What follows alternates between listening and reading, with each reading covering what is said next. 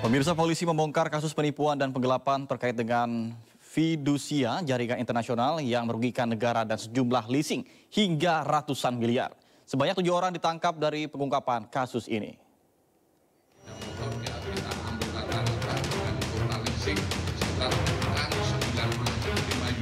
Direktorat Tindak Pidana Umum Bareskrim Polri membongkar kasus penggelapan kendaraan sepeda motor jaringan internasional yang sudah beraksi sejak tahun 2021 hingga 2024. Sedikitnya 675 unit motor ditemukan polisi dari gudang penampungan yang ada di Jakarta Timur dan Bandung. Dengan kata lain, terdapat 675 orang yang dipakai data KTP-nya oleh pelaku untuk mengajukan kredit ke leasing. Sebelumnya ekspor ke luar negeri sudah dilakukan sejak tahun 2021 seperti ke Vietnam, Rusia, Hong Kong, Taiwan, dan Nigeria dengan total pengiriman mencapai 20.000 unit motor dan kerugian mencapai 876 miliar rupiah.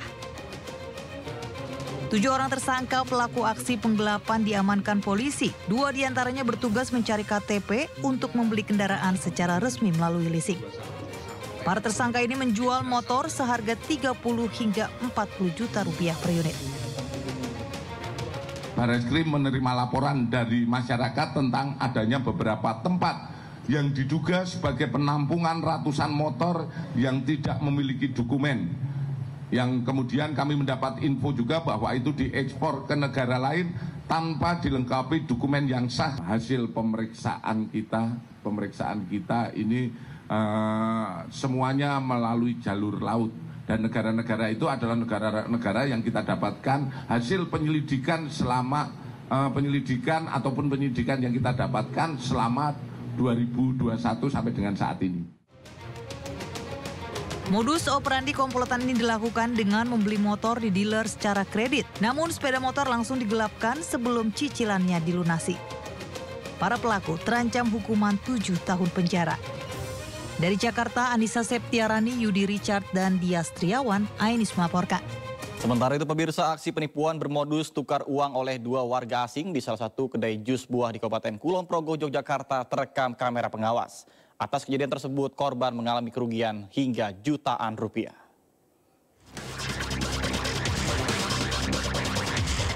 Inilah detik-detik 2 bule terekam kamera CCTV saat melakukan aksi penipuan di wilayah Wates, Kulon Progo, Yogyakarta. Dengan modus menukar uang, 2 bule tersebut berhasil menggondol uang hasil penjualan di kedai tersebut. Dalam rekaman CCTV terlihat pelaku pertama datang menenteng uang pecahan 50.000 dan 100.000 menuju meja kasir dan mengajak karyawan mengobrol dengan modus menukar uang miliknya dengan pecahan milik korban. Kemudian datang pelaku kedua mengamati suasana. Setelah berhasil mengelabui korban, kemudian kedua pelaku meninggalkan lokasi kejadian. Kemarin itu ada yang datang, orang asing. Dia jam 7 lebih sedikit lah. Yang satu tinggi, yang satunya ya pendek, rambutnya putih, terus pakai kemeja biru rapi. Yang datangin saya itu yang pakai kemeja biru rapi, yang di depan itu yang tinggi. Cowok cewek atau? Cowok semua. Cowok semua. Iya. Kalau perkiraan itu WNA mana gitu katanya? Orang Asia Selatan. Tak hanya menyasar kedai jus, kedua bule tersebut sempat melakukan aksi serupa di Pasar Bendungan, Wates, Kulon Progo. Beruntung para pedagang tidak ada yang menyanggupi bule tersebut. Sri Haryati, korban selamat, mengaku pertama kali orang itu datang dan bilang, "Assalamualaikum." "Waalaikumsalam." Kemudian melihat ada orang asing. Terus dia langsung nunjukin uang di toko, uang 100-an sama 50-an. Itu uang 100-an Indonesia? Indonesia, 50-an Indonesia, tapi belinya di toko. Nggak tahu 2 lembar atau selembar ya. Terus dia bilang, tukar. Saya bilang langsung, nggak punya. Terus berkali-kali, saya bilang, saya selalu ya, nggak punya. Dia terus gini-gini terus, saya bilang nggak punya. Setelah itu, dia pergi langsung. Polisi meminta kepada masyarakat yang kedatangan 2 orang bule dengan ciri-ciri tersebut agar melapor ke polsek terdekat. Selain beraksi di wilayah Kulon Progo, kedua pelaku juga diduga melakukan aksi serupa di wilayah Gunung Kidul, Yogyakarta. Dari Kabupaten Kulon Progo, Yogyakarta, Budi Utomo, iNews melaporkan. Beralih ke informasi lainnya pemirsa, sebuah ruko yang berada di kawasan Duren Sawit, Jakarta Timur diduga menjadi tempat modus penipuan lowongan kerja. Para pelamar kerja dipaksa menyetorkan uang hingga jutaan rupiah dengan dalih bisa diterima kerja di perusahaan. Di ruko inilah aksi penipuan bermodus lowongan pekerjaan terjadi. Sejumlah pelamar kerja menjadi korban dengan dipaksa dimintai uang mulai dari ratusan ribu hingga jutaan rupiah agar bisa diterima di perusahaan ini. Untuk melancarkan aksinya, para pelaku pun merekrut pelamar kerja dari minim literasi dari daerah luar Jakarta. Polisi pun menghimbau kepada masyarakat yang merasa menjadi korban untuk segera melapor.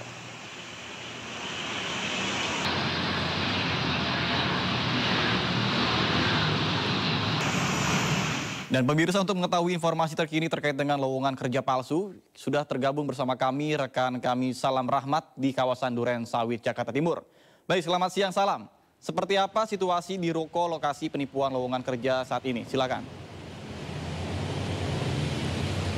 Ya baik, selamat siang Nata dan juga pemirsa. Selama beberapa waktu belakangan kami mendapatkan informasi bahwa salah satu ruko yang berada di kawasan Duren Sawit, Jakarta Timur ini viral lantaran menjadi lokasi aksi penipuan berkedok lowongan pekerjaan. Kalau dari pantauan kami di lapangan, Nata dan juga pemirsa, saat ini kondisinya nampak sepi, tidak ada aktivitas yang berarti baik dari dalam maupun juga luar ruko. Lantaran dari informasi yang kami dapatkan dari sejumlah warga, ini menyebut bahwasanya ruko yang sudah beroperasi selama lebih dari 1 tahun ini kini sudah berhenti beroperasi sejak pekan lalu, tidak lama setelah aparat pihak kepolisian ini mendatangi lokasi di tempat kami melaporkan saat ini.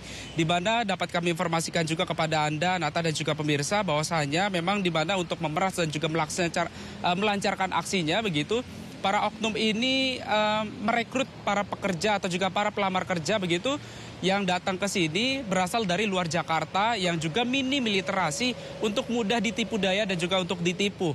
Karena para pelamar kerja ini mendatangi lokasi tempat kami melaporkan saat ini untuk melakukan tes wawancara kerja atau juga interview kerja dengan meminta untuk menyetorkan uang sejumlah uang begitu mulai dari ratusan ribu hingga jutaan rupiah.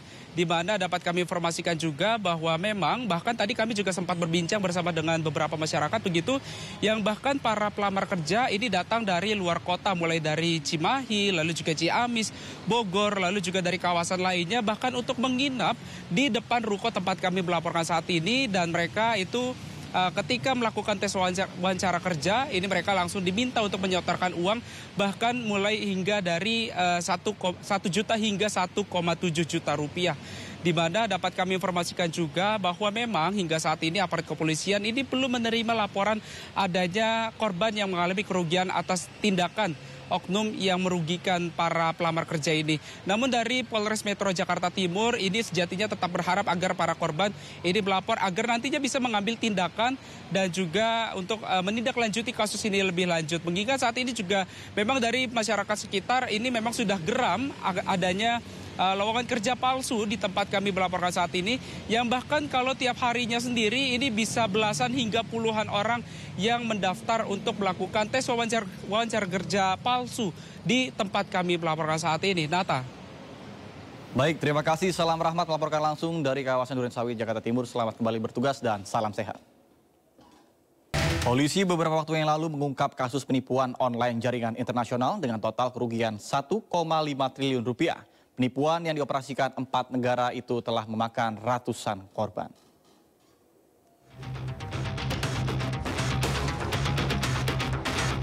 Bareskrim Polri mengungkap kasus scam online atau penipuan daring jaringan internasional dengan total kerugian 1,5 triliun rupiah.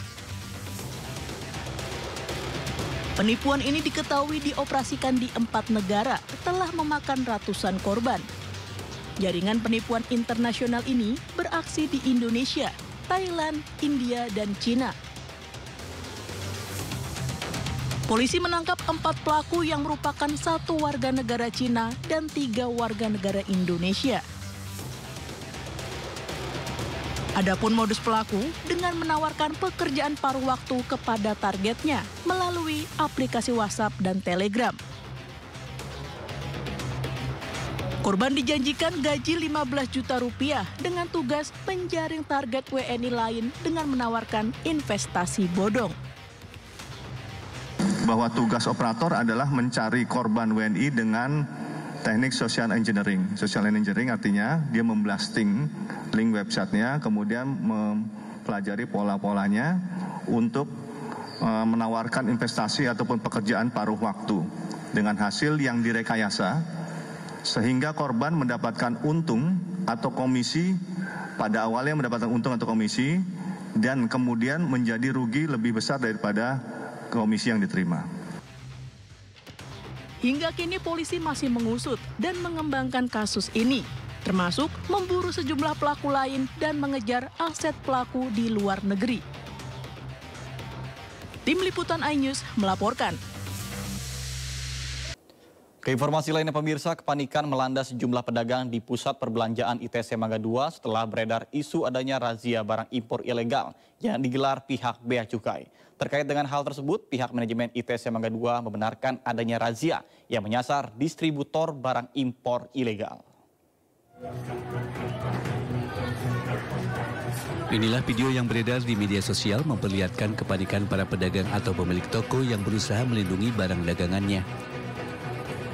Bahkan ada yang berusaha memasukkannya lagi barang-barang ke dalam toko hingga menutup lebih cepat penjualan pada hari itu. Kepanikan tersebut akibat beredar kabar adanya razia barang impor yang berlangsung di pusat perdagangan di Mangga 2. Namun kabar adanya razia tersebut langsung ditanggapi oleh Humas dari Pusat Perbelanjaan ITC Mangga 2 yang mengatakan bahwa isu razia barang impor tidaklah benar. Oke, isu razia yang telah beredar dari hari Senin sampai hari ini sebenarnya itu tidak ada razia sama sekali di ITC Mangga 2. Itu hanya kepanikan karyawan saja yang menjadikan kesalahpahaman di lapangan. Jadi ITC Mangga 2 aman-aman saja sih. Nah, kebetulan hari ini tadi pihak Bea Cukai ada mendatangi kami, memberikan klarifikasi, memberikan pengertian sebenarnya yang akan dirazia itu apa-apa saja. Nah, kalau ITC Mangga 2 kan ini pusat perbelanjaan retail. Pedagang-pedagang kecil itu tidak termasuk ke dalam ruang lingkup untuk dirazia. Indrawati menambahkan bahwa razia dilakukan untuk distributor bukan pedagang retail yang berada di ITC Mangga 2. Sampai hari ini pedagang barang impor masih berdagang seperti biasanya. Dari Jakarta, Nisa Sahib, Indra Purnama iNews melaporkan. Untuk membatasi maraknya perdagangan barang-barang impor ilegal, Kementerian Perdagangan rencananya akan mengumumkan Satgas Impor Ilegal hari Jumat ini. Dan sudah ada rekan kami Faisal Rinaldi di Kementerian Perdagangan. Baik, selamat siang Faisal. Apakah sudah ada informasi mengenai pembentukan Satgas Barang Impor Ilegal di Kementerian Perdagangan? Silakan Faisal. Ya, Nata dan juga pemirsa, informasinya memang untuk pembentukan Satuan Tugas Pengawasan Barang Impor Ilegal ini akan disampaikan secara resmi oleh Menteri Perdagangan Zulkifli Hasan pada pukul 1 siang nanti melalui konferensi pers. Dan Nata dan juga pemirsa, memang pemerintah terus berkomitmen untuk memberantas produk atau barang impor ilegal di Indonesia. Salah satu upayanya adalah yang tadi kami sebutkan adalah dengan membentuk Satuan Tugas atau Satgas Pengawasan Barang Impor Ilegal, di mana nantinya akan disampaikan melalui konferensi pers pada pukul 1 siang nanti oleh Menteri Perdagangan Zulkifli Hasan. Nata dan juga pemirsa, memang satuan tugas ini merupakan bentuk kerjasama antara Kementerian Perdagangan dengan Kejaksaan Agung, kemudian juga kepolisian, kemudian Kementerian Perindustrian dan juga Kadin, di mana Satgas atau satuan tugas ini berperan nantinya untuk memitigasi barang-barang yang memang tidak sesuai atau tidak sesuai dengan peraturan perundang-undangan. Yang pada intinya Nata adalah Satgas atau satuan tugas ini akan memberantas praktik atau beredarnya barang impor ilegal di Indonesia. Informasi sementara Nata yang kami dapatkan memang untuk Satgas ini akan berfokus pada atau untuk pemberantasannya akan fokus kepada 7 jenis barang tertentu. Di antaranya Nata adalah yang pertama, jenis barang tersebut meliputi tekstil dan juga produk tekstil. Kemudian yang kedua ada pakaian jadi dan aksesori pakaian jadi. Kemudian yang ketiga ada keramik, elektronik, alas kaki, kosmetik dan juga barang tekstil jadi lainnya. Itu yang tadi kami sebutkan adalah nantinya 7 jenis barang yang menjadi fokus pengawasan dari Satuan Tugas Pengawasan Barang Impor Ilegal tersebut.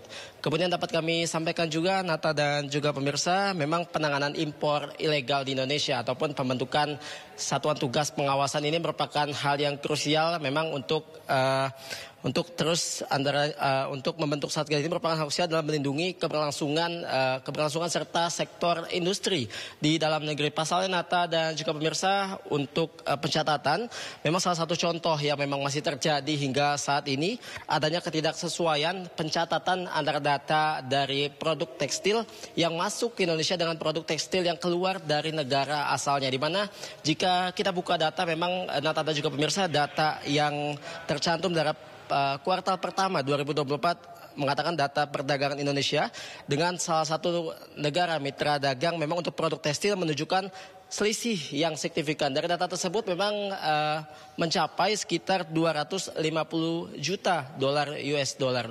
Kemudian data dan juga pemirsa memang terkait tugas apa saja yang akan dilakukan oleh Satgas tersebut nantinya akan disampaikan secara lengkap oleh Menteri Perdagangan Zulkifli Hasan pada konferensi pers yang akan dimulai pada pukul 1 siang nanti. Demikian, Nata, kembali ke Anda. Baik, terima kasih Faisal Rinaldi atas laporan Anda. Kami tunggu perkembangan selanjutnya. Salam sehat. Kemendikbudristek menghapus jurusan IPA, IPS, dan Bahasa di jenjang pendidikan SMA. Penghapusan ini akan diterapkan mulai tahun ajaran 2024-2025.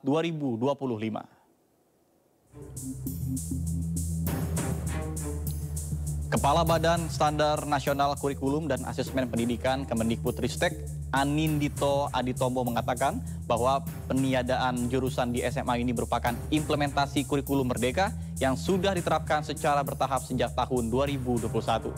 Sekolah yang menerapkan kurikulum merdeka membuat murid bisa memilih mata pelajaran secara leluasa sesuai dengan minat, bakat, dan juga kemampuan.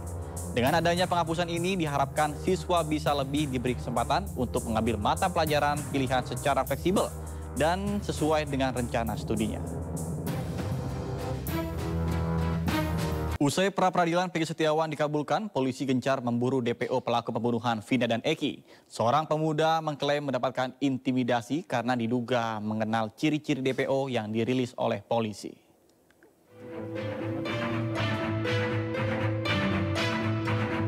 Seorang pria bernama Prima Raisona, warga Kepongpongan RT 1 RW 1 Talun, Cirebon, Jawa Barat ini mengaku mendapatkan intimidasi.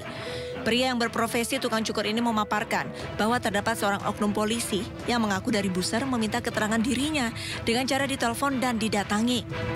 Prima mengaku petugas menanyakan temannya yang bernama Egi Gialola. Petugas menduga Egi Gialola memiliki kemiripan dari ciri-ciri yang dirilis polisi. Nanya sih, Pak. Cuman kan karena posisi saya juga nggak tahu posisi dia di mana. Karena saya juga lagi merantau kan.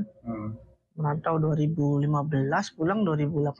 Jadi nggak tahu posisi si Egi ini ada di mana. Terus apa udah nggak terlalu dekat kayak dulu lagi kan, Pak. Kalau Mas Prima sendiri ditanya, maksudnya pribadinya Mas Prima sendiri ditanya apa? Ya, kalau aku ditanyain kamu di mana hari kejadian, kadang aku lagi kerja di Malaysia, pas berangkat 2015, pulang 2018, Pak, gitu.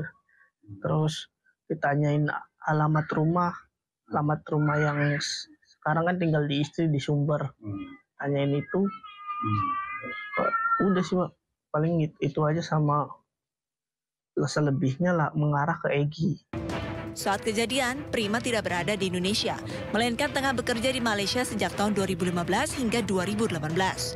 Dirinya pun tidak tahu menahu aktivitas Egi Gialola ataupun kejadian pembunuhan Vina dan Eki tahun 2016 silam. Dari Cirebon, Jawa Barat, Miftahudin, iNews melaporkan. Pemirsa, jelang menghadapi sidang peninjauan kembali 24 Juli mendatang, kuasa hukum Saka Tatal terpidana bebas kasus pembunuhan Vina dan Eki telah menyiapkan 4 bukti baru dan dokumen foto. Temuan baru ini akan dibuka pada persidangan.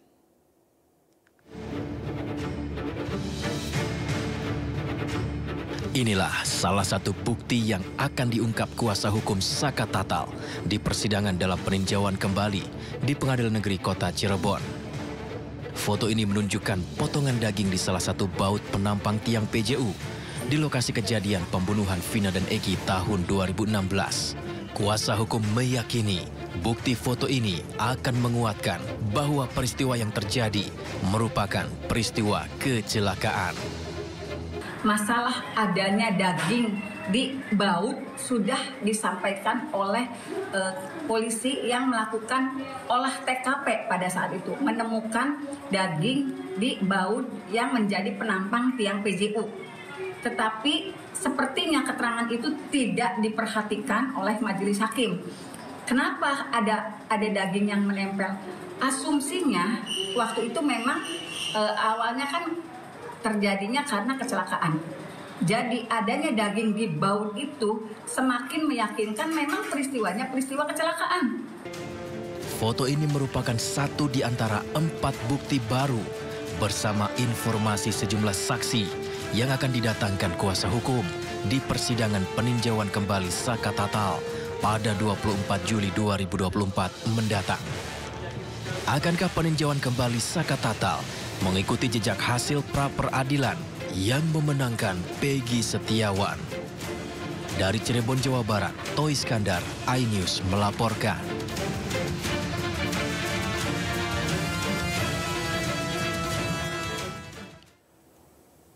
Pemirsa, pihak Polda Jawa Barat sudah mengirimkan surat pemberitahuan pemberhentian penyidikan atau SP3 atas nama tersangka Peggy Setiawan kepada pihak Kejaksaan Tinggi Jawa Barat. Pihak Kejaksaan pun dalam waktu dekat akan segera mengirim kembali berkas perkara Peggy ke penyidik. Polda Jawa Barat mengirimkan surat pemberitahuan pemberhentian penyidikan atau SP3 atas nama tersangka Peggy Setiawan ke pihak Kejaksaan Tinggi Jawa Barat.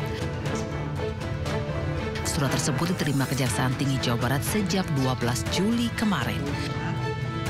Dengan adanya surat tersebut, pihak Kejaksaan Tinggi Jawa Barat akan secepatnya mengembalikan berkas Peggy Setiawan ke penyidik Dirkrimum Polda Jabar. Pemberitahuannya itu bahwa sudah dihentikan penyidikan atas nama tersangka PS, sehingga sikap kami dari jaksa akan membuat nota pendapat sehingga yang akan ditindaklanjuti dengan mengirimkan kembali ke teman-teman penyidik Polda SPDP yang telah dikirimkan ke kami. Kapan rencananya itu SPDP? Rencananya dalam waktu dekat akan dikirimkan. Sementara itu, usai dinyatakan menang di sidang pra-peradilan, Peggy Setiawan saat ini mempersiapkan tuntutan ganti rugi ke Polda Jawa Barat. Tim Liputan iNews melaporkan. Pemirsa, nyatakan menang di sidang pra-peradilan, Peggy Setiawan saat ini mempersiapkan tuntutan ganti rugi ke Polda Jawa Barat. Tuntutan ini untuk mengganti kerugian Peggy yang kehilangan pekerjaan, maksud kami, selama masa penahanan.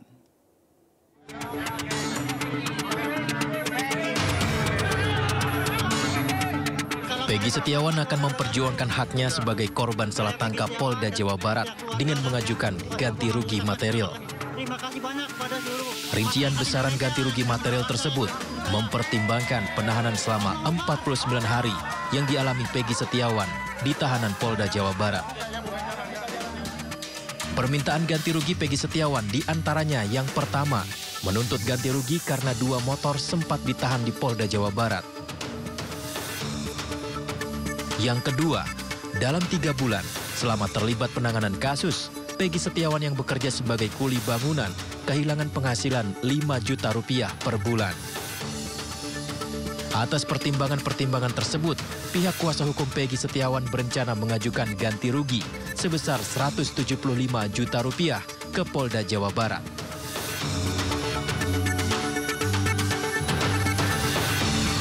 Sementara itu, pemirsa, Wakil Presiden terpilih Gibran Rakabuming Raka membantah isu yang menyebut adanya pemangkasan anggaran makan siang gratis dari Rp15.000 menjadi Rp7.500 per anak.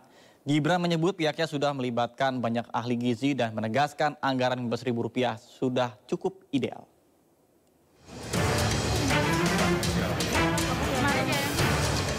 Wakil Presiden terpilih Gibran Rakabuming Raka membantah isu yang ramai menyebut adanya pemangkasan anggaran makan siang gratis dari Rp15.000 menjadi Rp7.500 per anak. Putra sulung Presiden Joko Widodo ini justru mempertanyakan adanya kabar yang menyatakan anggaran makan siang gratis hanya Rp7.500 per orang. Menurutnya dari awal anggaran makan siang gratis sudah ditetapkan senilai Rp15.000 per anak. Apalagi simulasi makan siang gratis dengan anggaran senilai 15.000 juga sudah diuji cobakan di beberapa tempat. Gibran menegaskan uji coba makan siang gratis juga akan dilakukan di Surakarta. Termasuk Solo, hari Senin ada uji coba makan siang gratis ya. Nanti saya ajak ya hari Senin. Berarti kemungkinan tidak akan berkurang dari 15.000? Belum ada kepastian untuk pengurangan ya. Artinya selama ini uji cobanya di 15.000 ya. Tunggu aja nanti kepastiannya ya. Wakil Presiden yang akan mendampingi Presiden terpilih Prabowo Subianto ini juga menambahkan pihaknya sudah melibatkan banyak ahli gizi dan menegaskan jika anggaran Rp15.000 untuk makan siang gratis per anak sudah cukup ideal. Meski begitu, pihaknya tetap menerima jika ada masukan dari murid, orang tua murid, dan guru untuk kebaikan program makan siang gratis ini. Dari Solo, Jawa Tengah, Septiantoro, iNews melaporkan. Pemirsa, Partai Perindo resmi memberikan dukungan kepada bakal calon Bupati Lombok Utara Najmul Akhyar dan bakal calon Bupati Lombok Timur yakni Syamsul Lutfi. Dukungan ini menjadi motivasi untuk meningkatkan kesejahteraan masyarakat di wilayah Nusa Tenggara Barat.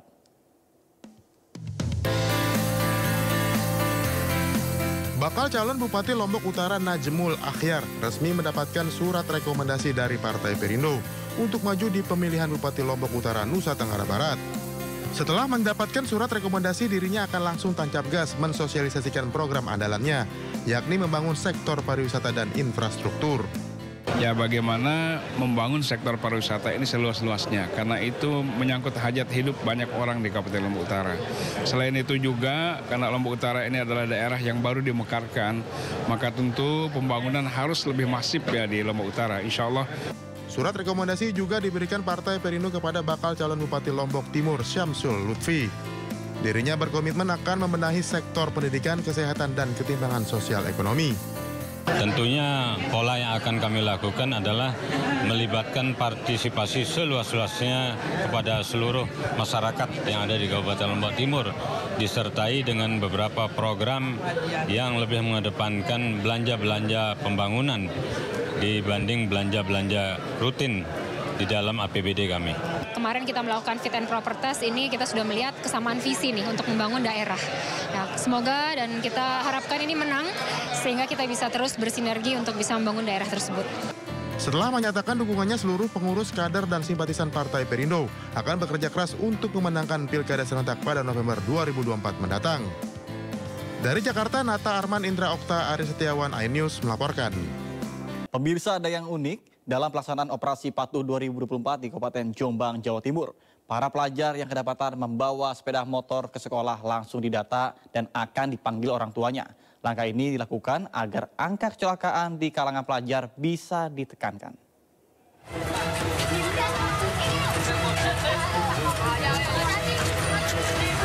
Tingginya angka kecelakaan lalu lintas dari kalangan pelajar membuat polisi di Kabupaten Jombang, Jawa Timur prihatin. Itu sebabnya saat melakukan operasi patuh 2024, polisi di kota santri itu tidak hanya melakukan razia di jalan-jalan, tetapi juga mendatangi sekolah-sekolah yang siswanya kebanyakan menggunakan kendaraan bermotor. Di antaranya adalah di salah satu SMP negeri yang ada di kota Jombang, Jawa Timur. Kamis siang, polisi langsung mendatangi area parkir motor di sekolah tersebut. Ironisnya, polisi menemukan ratusan pelajar yang masih di bawah umur membawa kendaraan bermotor. Bahkan, sebagian motor itu kondisinya sudah tidak layak dan nomor kendaraannya ada yang sudah mati.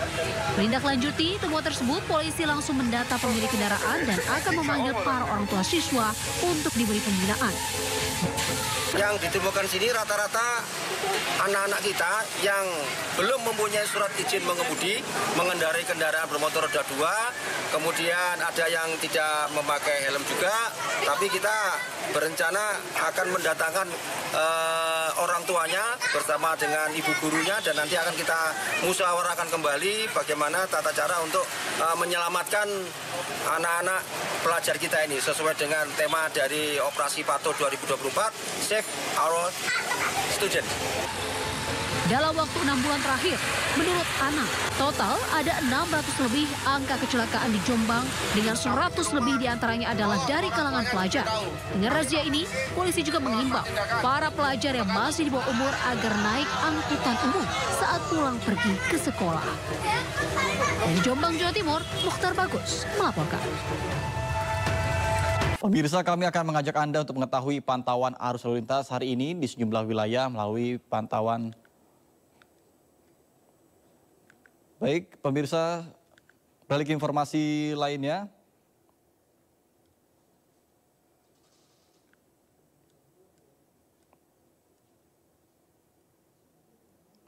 Informasi lain pemirsa, di Yogyakarta tidak lengkap tanpa ada merasakan sensasi petualangan dengan jeep di kawasan Gunung Merapi. Dan pengunjung pun akan diajak berkendara untuk menyusuri jejak erupsi Gunung Merapi yang penuh sejarah. Informasi tersebut sekaligus menutup Sindo. Dan berikut informasinya untuk Anda. Suara deru mesin terdengar keras saat jeep berupaya menembus genangan air Sungai Kali Kuning di Kaliurang, Yogyakarta. Sensasi melintasi sungai ini benar-benar menguji adrenalin para penumpang karena jeep harus melaju kencang. Tak jarang air masuk ke dalam jeep sehingga penumpang bisa basah. Jeep-jeep off-road dari wisata Merapi Lavatur ini membawa wisatawan melintasi sungai berpasir dan berbatu bekas erupsi Merapi. Ketegangan dan kegembiraan bercampur aduk hingga ciptakan pengalaman yang tidak terlupakan. Wisatawan juga diajak mengunjungi petilasan hingga rumah mendiang Mbah Marijan, juru kunci Gunung Merapi yang dikenal gigih menjaga tradisi dan budaya setempat. Rute jeep Lavatur juga melintasi Kali Adem yang dulunya desa, namun kini tertutup material vulkanik. Di sini wisatawan dapat melihat bunker Kali Adem, tempat perlindungan darurat yang sayangnya tidak mampu menyelamatkan 2 relawan yang terjebak erupsi 2006. Ini untuk rute kita paket 3, paket medium, yaitu pertama kita ke petilasan Mbah Marijan, kedua bunker Kali Adem, ketiga Museum Mini Sisa Hartaku, keempat kita ke Batu Alian, terakhir trek air Kali Kuning. Paling seru untuk treknya itu nanti kita akan basah-basahan juga, pokoknya dijamin seru, menghibur. Tapi aman ya? Aman. Sangat-sangat gerunjal-gerunjal, jadi agak mencelat-mencelat gitu. Ini nggak takut jatuh gitu ya? Enggak, aman. Kombinasi medan menantang dan keindahan alam membuat pengalaman menyusuri aliran bekas erupsi Gunung Merapi sangat berkesan. Tak hanya menawarkan sensasi berkendara off-road, wisata ini juga memberikan pelajaran berharga tentang kekuatan alam dan pentingnya kesiapsiagaan hadapi bencana. Dari Yogyakarta, Taufik Budi Nur Cahyanto melaporkan. Pemirsa, kami akan mengajak Anda untuk mengetahui pantauan lalu lintas di beberapa kawasan melalui pantauan CCTV Korlantas Polri. Dan kami pun akan terhubung dengan Brigadir Treslinda di studio NTMC Polri. Baik, selamat siang Brigadir Treslinda, silakan dengan laporan Anda. Ya Nata, terima kasih dan selamat siang pemirsa. Saya akan mengajak Anda untuk melihat kondisi arus lalu lintas terkini melalui pantauan CCTV Korlantas Polri untuk menemani aktivitas siang Anda. Langsung aja kita mulai dari kawasan yang pertama, Flyover Mampang, Jakarta Selatan. Dari pantauan CCTV kami, siang hari ini arus lalu lintas di kawasan ini masih dalam keadaan ramai lancar di berbagai arahnya, baik itu di jalur flyover yang akan mengarah ke Pancoran maupun di jalur arteri Pancoran yang akan mengarah ke Kuningan. Harap para pengendara untuk selalu berhati-hati, jaga jarak aman kendaraan Anda, serta batas kecepatan maksimum kendaraan Anda. Dan selanjutnya kita beralih ke gate tol Bekasi Barat. Dari pantauan CCTV kami, arus lalu lintas di kawasan ini terlihat mengalami peningkatan volume kendaraan di antrian traffic light sepanjang 100 meter. Selepas traffic light pun kendaraan masih mengalami perlambatan kecepatan. Sebagai informasi, kawasan ini ramai akan aktivitas masyarakat, terdapat juga pusat-pusat perbelanjaan. Untuk itu kami harapkan Anda untuk selalu berhati-hati antisipasi aktivitas masyarakat di kawasan ini. Kita tinggalkan exit tol Bekasi Barat, selanjutnya kita beralih ke Pospol Jomin. Arus lalu lintas di kawasan ini nampak dalam keadaan relatif lancar, namun dominasi kendaraan di kawasan ini adalah kendaraan angkutan barang. Hal ini perlu menjadi perhatian bagi para pengguna jalan, terutama roda 2 untuk selalu berhati-hati dengan tidak ngebut. Dari Jomin kita beralih ke Pospol Ciawi, Jawa Barat. Nah, berhubung akhir pekan, situasi arus lalu lintas di Pospol Ciawi ini memang sudah terlihat adanya peningkatan volume kendaraan. Bisa kita lihat bersama pada siang hari ini. Seperti kita ketahui, kawasan ini merupakan jalur yang dilintasi wisatawan yang akan mengarah ke puncak. Untuk itu bagi para pengguna jalan tentunya untuk selalu berhati-hati, saling menghargai antar sesama pengguna jalan untuk menjaga keselamatan serta ketertiban dalam berlalu lintas. Sebagai informasi, saat ini Korlantas Polri sedang menggelar operasi keselamatan yang dimulai dari tanggal 15 Juli hingga 28 Juli mendatang. Operasi patuh ini digelar di seluruh Indonesia. Untuk itu, bagi para pengguna jalan tentunya Anda selalu tertib dengan membawa surat-surat kendaraan Anda dan juga patuhilah rambu lalu lintas serta marka jalan yang ada. Untuk menekan tingginya kecelakaan lalu lintas sehingga operasi patuh ini digelar oleh Korlantas Polri. Mari tertib berlalu lintas demi terwujudnya Indonesia Emas. Untuk mengupdate informasi-informasi seputar arus lalu lintas terkini, kami siap melayani Anda di 15669 atau melalui SMS center kami di 9119. Nata, kembali ke Anda, silakan. Baik, terima kasih Brigadir Tesdinda melaporkan langsung dari studio NTMC Polri Jakarta. Selamat bertugas kembali dan salam presisi.